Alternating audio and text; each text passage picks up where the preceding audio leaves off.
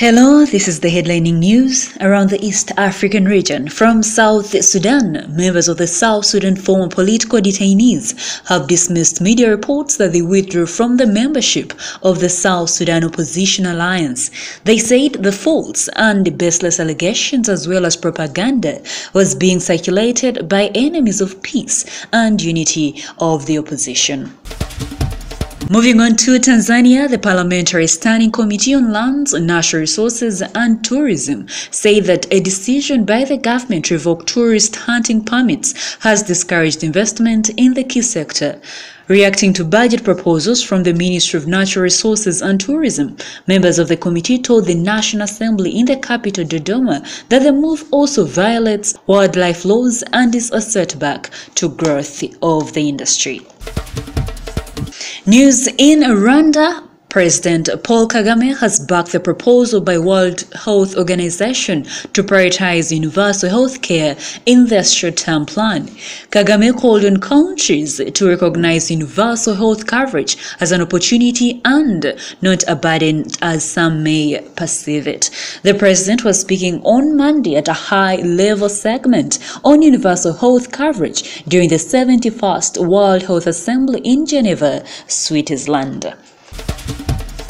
From Kenya, Ethics and Anti-Corruption Commission detectives raided a home of former Transport Cabinet Secretary Michael Kamau in Karen, Nairobi, seeking to arrest him over past corruption allegations. His family protested the raid, saying the officers did not have a search warrant. The raid follows High Commission decision that allowed the Anti-Corruption Agency to begin fresh probe into the graft claims against the former Cabinet Secretary. News from Uganda. The country has approved a new coffee law which is expected to streamline mushrooming institutions and players in the subsector that contributes 158 billion shillings to the economy every month, according to Colonel Shaban Bantariza, the deputy government spokesperson. The proposed new law will also repeal the existing legal framework that establishes the Uganda Coffee Development Authority.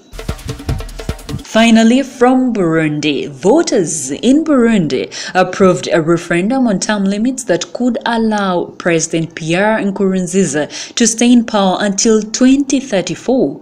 The Electoral Commission confirmed that 73.26% voted yes during Thursday's polls, while 19.34% cast their vote against. Up until now, the East African nation's constitution allowed leaders to serve 2 5-year terms. It will now be amended to 7 years. That was the headlining news around the East African region.